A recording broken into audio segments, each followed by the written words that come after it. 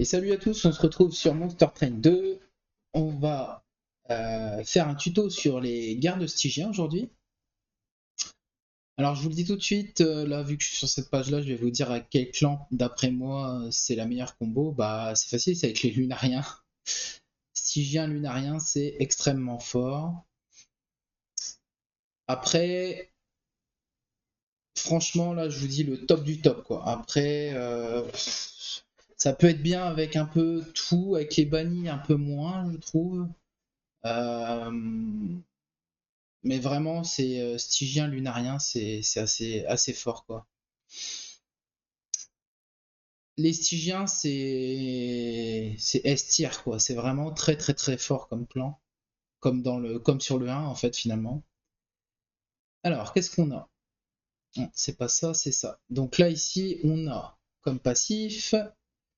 Lorsque vous jouez votre troisième sort par tour, gagne plus 1 de puissance magique. C'est intéressant quand on a beaucoup de sorts et qu'on a surtout, comment ça s'appelle, l'harmonie qui permet de. En fait, finalement, ça augmente pas de 1 mais de 5. Plus 2 de gelure par cumul et la gelure ne s'estompe pas. Ça, j'adore. Ça, c'est vraiment top du top, ça. Quand vous avez de la gelure, ça, c'est vraiment un must-have. Parce que ça augmente quand même vos cumuls de gelure. Déclenche incantation une fois de plus. C'est extraordinaire, ça. Si vous jouez celui qui a de la rage, celui qui booste ses stats, avec le héros, ça peut être bien aussi. À la fin du tour, gèle une carte aléatoire de votre main. Bon, ça c'est quelconque, j'ai envie de dire. Le totem, le totem qui permet, à chaque fois que vous vous défaussez d'une carte, vous tenez un point de mana. Autant vous dire, ça sent la combo à plein nez quand on a ça. Ici, on a quand les ennemis rentrent, ils ont 2 de gelure, c'est pas mal. Alors la gelure, j'explique quand même vite fait. C'est un debuff qu'il y a sur l'ennemi et qui inflige des dégâts sur la durée en fait. Donc c'est l'unité subit un point de dégâts par cumul à la fin du tour. Donc si vous en stackez plusieurs, après, plus les tours y passent et plus ça fait mal. L'algue, j'adore. Lorsque un ennemi rentre muet, c'est vraiment bien ça. Euh, Ici, c'est pareil, 50% de chance d'infliger faiblesse magique lorsque l'unité rentre dans le train, c'est correct. Alors faiblesse magique, c'est quand vous faites un sort, euh, les dégâts subis sont multipliés par la faiblesse magique. On a la griffe à la fin du tour, les cartes je les coûte 0 jusqu'à temps qu'elles soient jouées ou défaussées. Bon, ça va bien avec ça, les deux vont bien ensemble. Après, c'est pas non plus une folie. Ça fait 2 points de dégâts quand vous jouez un sort. Bon, si vous avez combo infini, justement, je vous montrerai un peu les combos infinis qu'il y a avec les Stygiens. Si vous avez un combo infini, vous vous mettez super bien. Parce que du coup, vous avez 2 points de dégâts à chaque fois que vous jouez un sort sur la ligne. Et ensuite, le dernier inflige faiblesse magique 2 aux unités ennemies lorsqu'elles rentrent dans la salle au niveau du brasier. Bon, c'est pas fameux, mais voilà. Donc la salle avant, c'est la salle l'avant, c'est avant votre brasier en fait, juste la salle en dessous. Les héros. Alors on a Tétis, le fléau des titans, et Solgar, le martyr.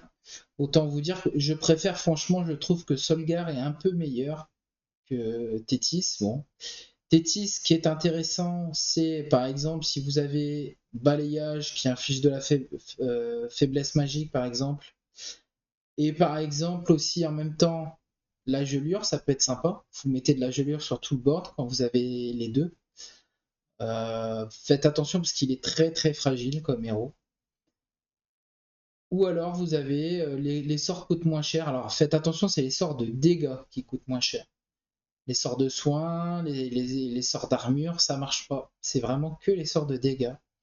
Bon, bah après, c'est intéressant d'avoir une diminution de -1 ou de -2, mais après, -3, c'est assez rare quand même. Mais pourquoi pas. Et le Solgar, le martyr, lui, il a incantation sur chaque et il obtient des éclats. Le premier, c'est action. Avec l'action, vous infligez 3 à l'unité, 4 pardon, à l'unité de la première ligne, 8 et 16. Bon, c'est pas mal s'il reste. Disons, si vous avez un tank devant, vous le mettez derrière, ça peut faire certains dégâts. Là, c'est plutôt, il vient en première ligne, puisque Vengeance, donc Vengeance, ça s'active que quand il se fait, quand il se fait toucher. Bon, après, vous pouvez activer la Vengeance, par exemple, avec les cornus, vous pouvez lui mettre des boules de feu à lui-même pour activer sa vengeance, hein, c'est possible aussi. Et donc, ça afflige gelure 1 par cumul d'éclat, c'est toujours 1, mais il a plus de points de vie, et le dernier, c'est 2. Et ensuite, bah, pour moi, la version tankiness, hein, donc quand vous avez 4 éclats, bah, en fait, il se met en stase, donc en stase, il est intouchable. Alors, ça peut être un avantage de le laisser en stase. Par exemple, pour certains mobs qui infligent 5 points de dégâts s'il n'y a personne sur la ligne, s'il est en stase, les mobs ils infligent pas 5 points de dégâts. Ça peut être marrant de le laisser en stase. Donc incantation octroie un éclat et quand vous avez 4 cumuls, il sort de la stase. Donc ça devient une 60-60. Là il en faut 10, ça devient une 120-120 et là il en faut 15 pour une 250-250. Bon, c'est un gros tank à la fin. Mais c'est très intéressant si vous pouvez, bah, si vous avez combo infini par exemple, vous pouvez facilement avoir un 250-250. Alors les tac tac tac tac tac, hop hop, les sorts de base ordinaires, on va dire. Bon, alors lui qui vous permet de geler une carte de votre main à la fin du tour, franchement, quelconque, c'est pas extra. Le siphon d'énergie, faiblesse magique 1, c'est bien, mais c'est un peu fébrile, on va pas se mentir. Bon, ça c'est le pouvoir de base, c'est une bonne carte, hein. En plus ça vous permet de défausser une carte. Il y a des combos avec par exemple tous les skis offrandes, ça peut être sympa. Le jeton d'offrande justement, jeton d'offrande pour moi c'est un stapic quoi. Systématiquement parce que ça vous enlève les plaies de votre main et avec ça vous pouvez partir en combo justement, je vous expliquerai après les combos possibles. Glaciation d'éclairs, moi j'aime bien ça en early, ça peut être cool pour aller taper derrière les lignes, tuer des petits trucs qui vous posent problème. La lance gelée, c'est pas extra. L'image, canalisation 10, bon, ça peut s'envisager. Ça peut s'envisager. Après, c'est pas fou, hein. Gratitude des titans, harmonie, inflige 35 points de dégâts à l'unité de la première ligne, défausse une carte aléatoire. Ce qui est intéressant, c'est qu'il a harmonie. Donc ça reste une carte correcte. Cristallisation, moi j'aime bien parce que ça fait 35 points de dégâts à l'unité de la première ligne 2 fois, donc ça, en début de game, ça tue quasiment tout. Et le bâtisseur de la crypte, très très bonne carte.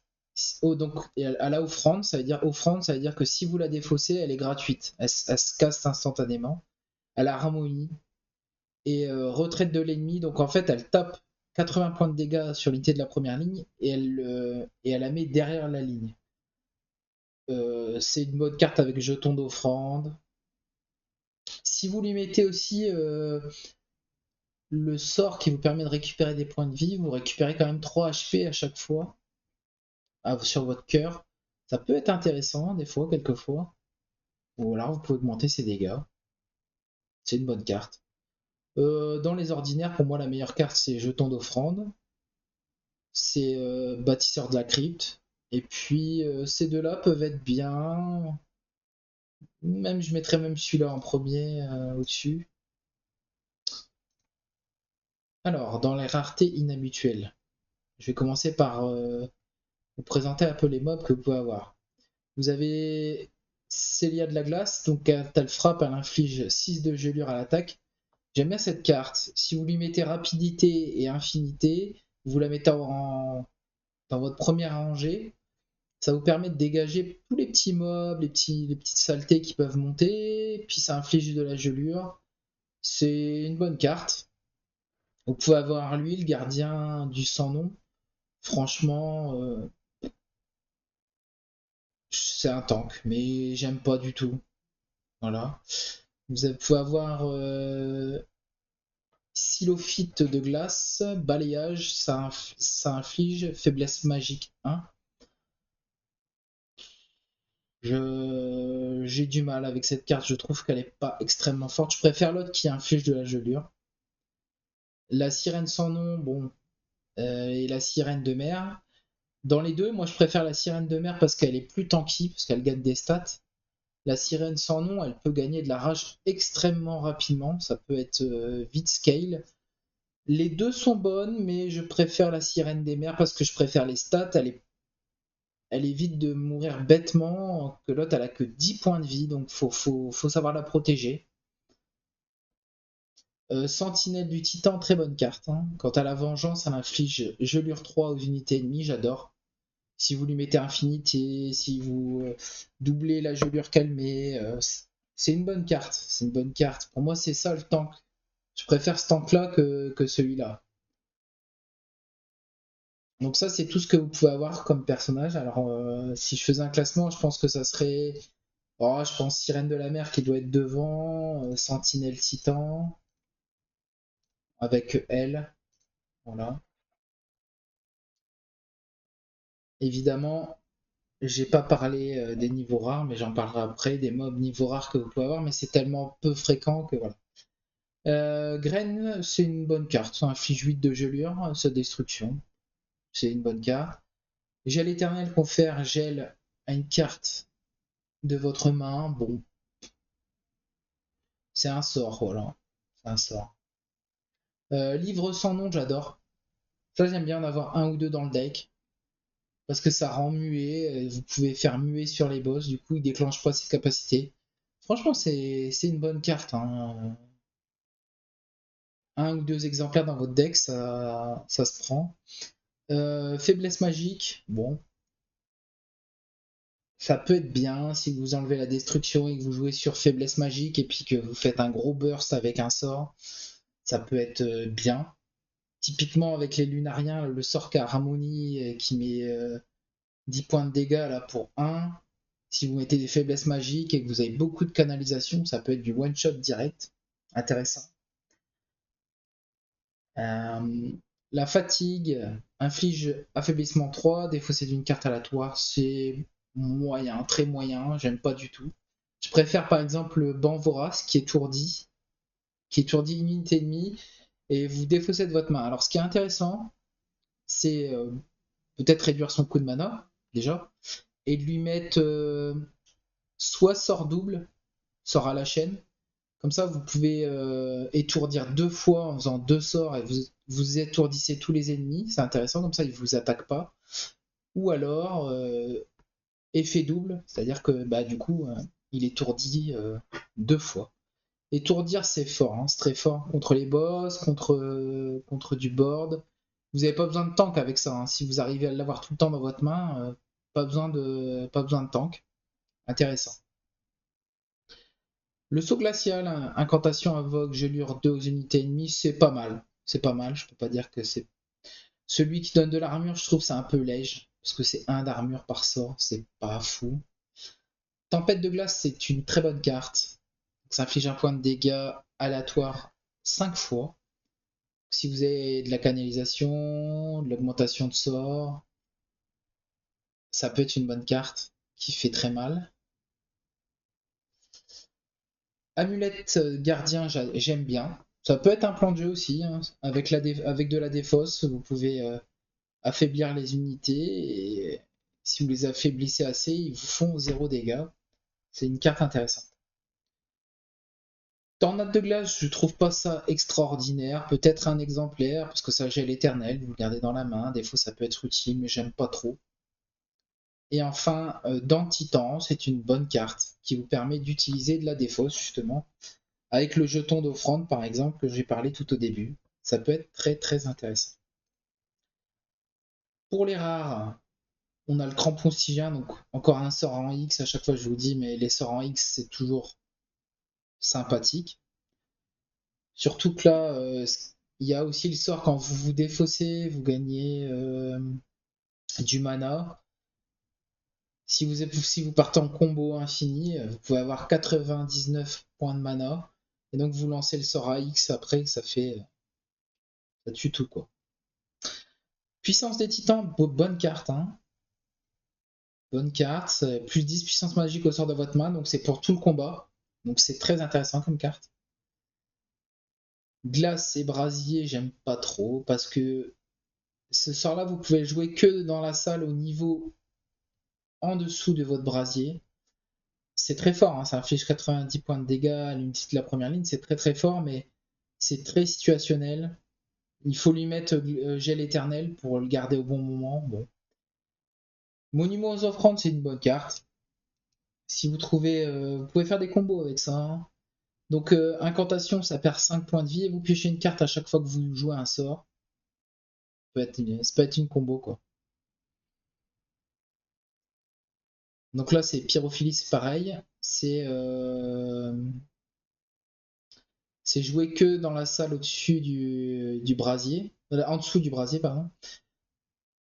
Alors à savoir que, quand même, si vous le faites sur un boss, il va pas monter dans votre salle des brasiers. Par contre, il va se prendre étourdi 3. Ça peut être intéressant pour ça, pour les boss. Offrande abyssale, c'est extraordinaire. Justement, c'est une carte de combo, hein. Donc vous défaussez votre main et vous piochez 5 cartes. Ça peut partir en combo de fou. Je vous montrerai à la fin les combos possibles, mais cette carte-là, c'est une dinguerie.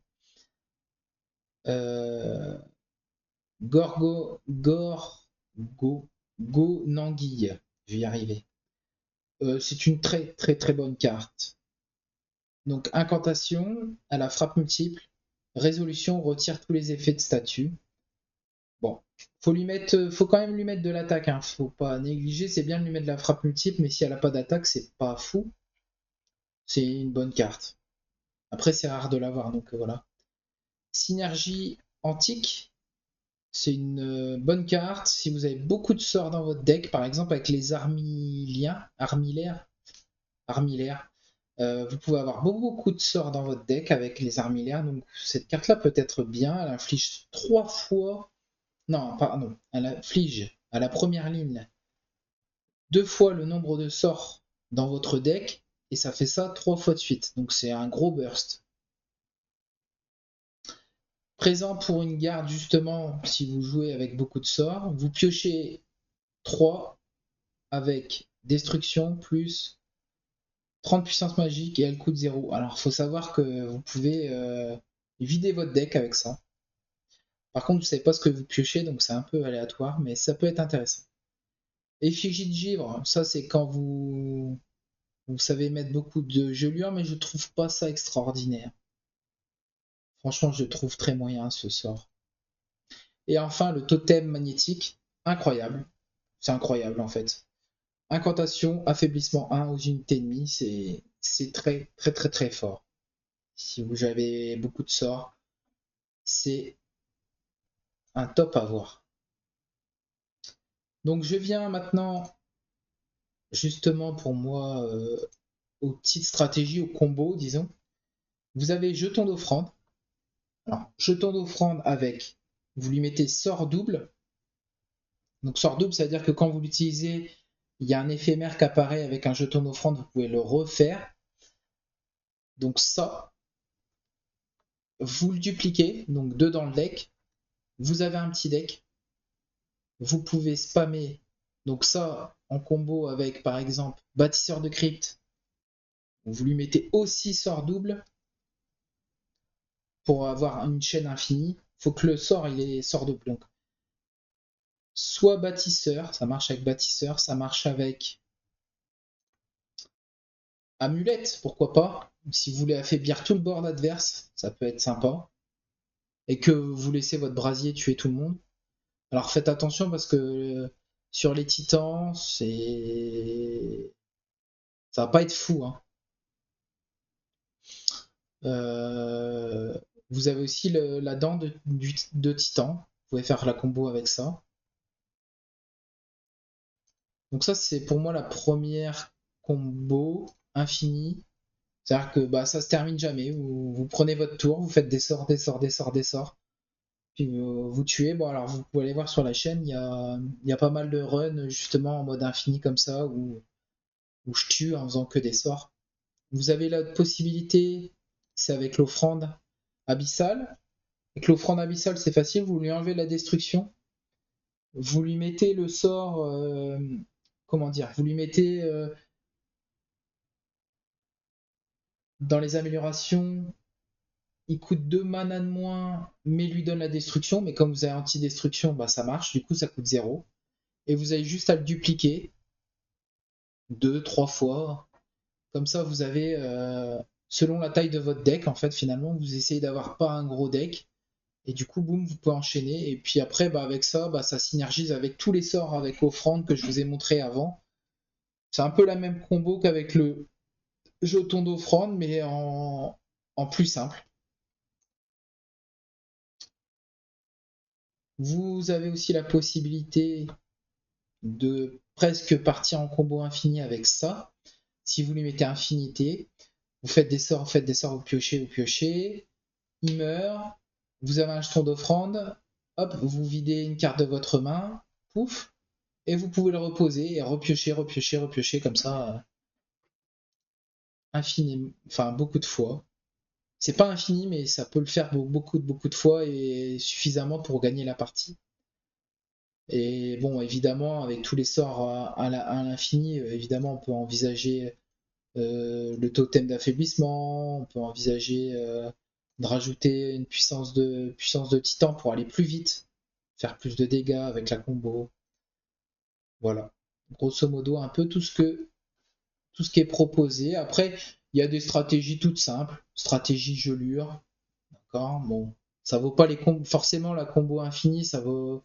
Tout ce que je vais vous présenter à côté, c'est pas fou, mais vous avez donc lui qui inflige de la gelure, elle qui inflige de la gelure, ça peut être intéressant. Faites attention avec la gelure ce fort en early, par contre en late game, quand vous avez les 500 là, ceux qui ont 500 PV, vous allez galérer, ils vont monter dans votre brasier, ils vont faire des dégâts, donc attention sur la gelure, c'est quand même assez limite. Ou alors faiblesse magique et un gros sort. Par contre, faut viser comment dire, faut viser un clan qui peut cibler en fait, un gros spell qui peut cibler. Typiquement, pour ne citer que lui, mais dualité quoi. Dualité extraordinaire comme carte, surtout avec le combo avec les éphémériens, avec les stygiens. Pardon. Voilà, sur ce, je pense que je vous ai fait un peu le topo sur les stygiens. Je vous dis à bientôt pour une prochaine vidéo et salut tout le monde.